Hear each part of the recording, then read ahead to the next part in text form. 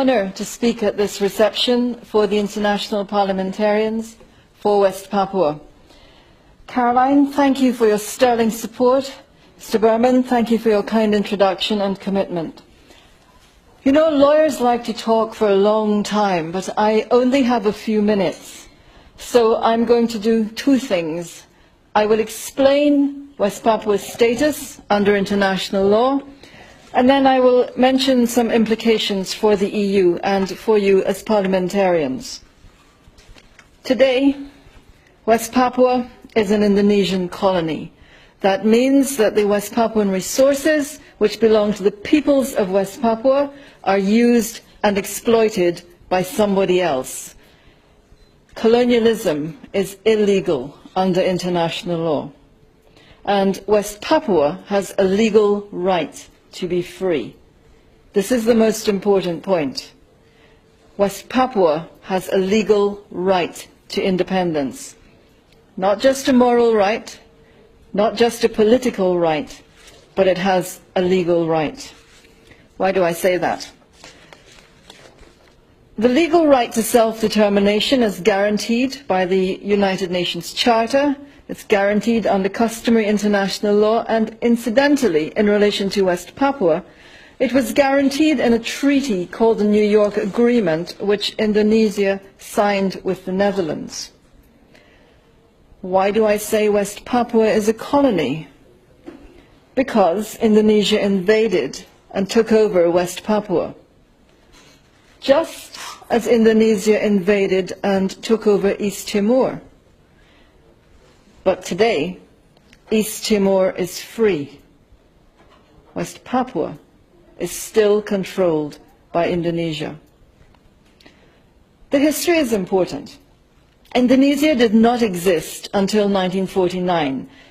Indonesia was created from the rebellious territories in the Netherlands East Indies, and West Papua was not a part of that independence movement. West Papua chose to remain a Dutch colony.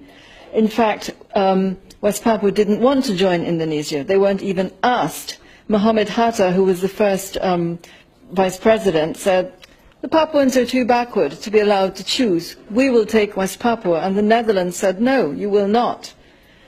In the 1950s, after Indonesia had joined the United Nations, Indonesia went to the UN General Assembly 3 times and said West Papua should be part of Indonesia, and 3 times the General Assembly said no.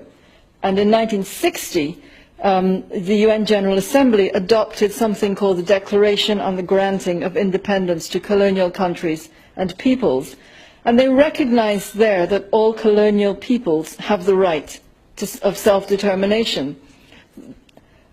As a colony, West Papua has the right to self-determination. That means independence, integration, or free association. Actually, what West Papuans said they wanted was independence, and they had a legal right to independence.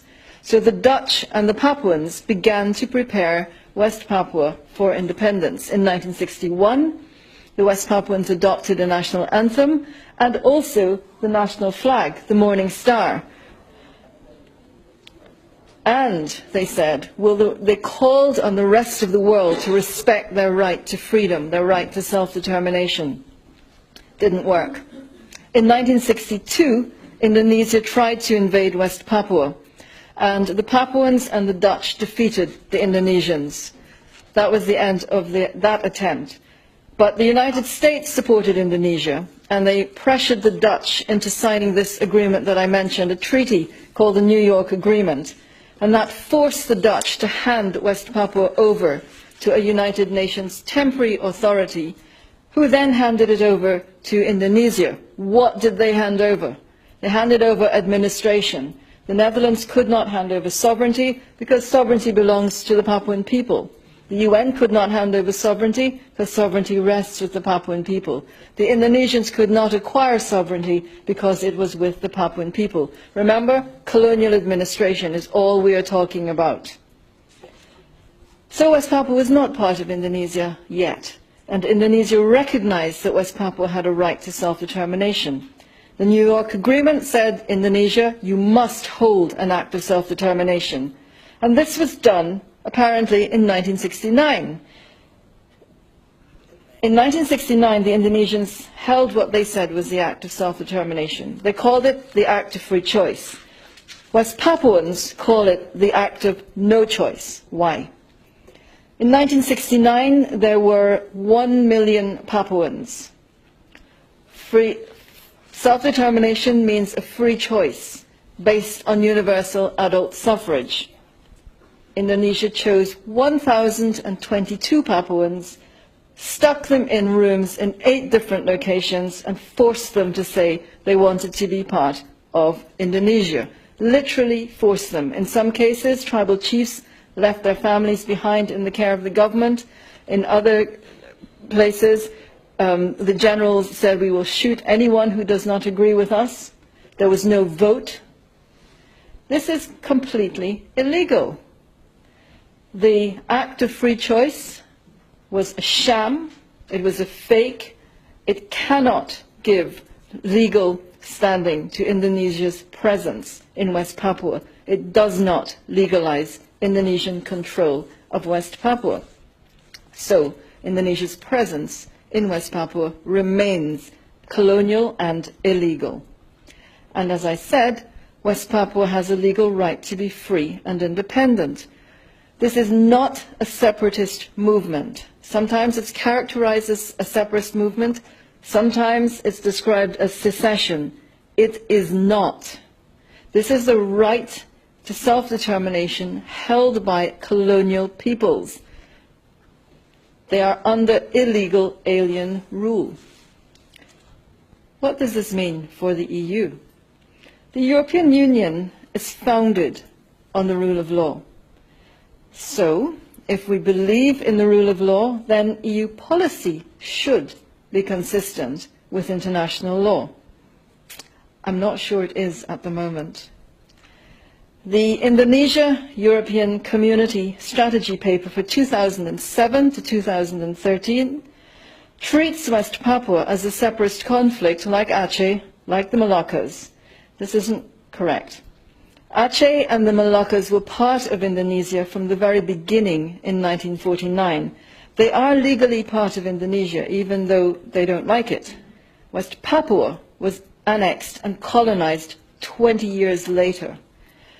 EU policy should recognize this difference and recognize the different legal basis for West Papua within Indonesia. It should recognize that this is an illegal colonial situation and perhaps be directed to ending what is an illegal situation. How? Caroline has already given us some of the answers. The first step is to let the Papuans exercise their right to self-determination. The indigenous Papuans should have a free vote in a referendum under UN supervision. Secondly, the EU should no longer support autonomy.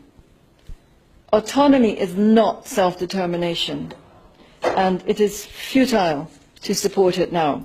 It's contrary to West Papua's legal right to self-determination. The only way to have peace in West Papua is to help the Papuans free themselves from alien rule. Thirdly, under international law, where the right to self-determination has been violated, a state is not supposed to recognize the illegal situation or give aid to the wrongdoer. That suggests that Indonesia should not support, that the European Union should not support Indonesia's presence in West Papua.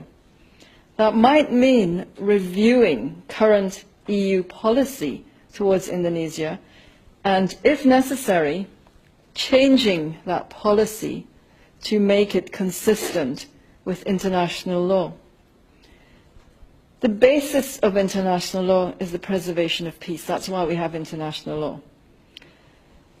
The European Union, you, are the only directly elected body in the European Union, this Parliament. We ask you, as parliamentarians, to uphold the rule of law for West Papua. Thank you.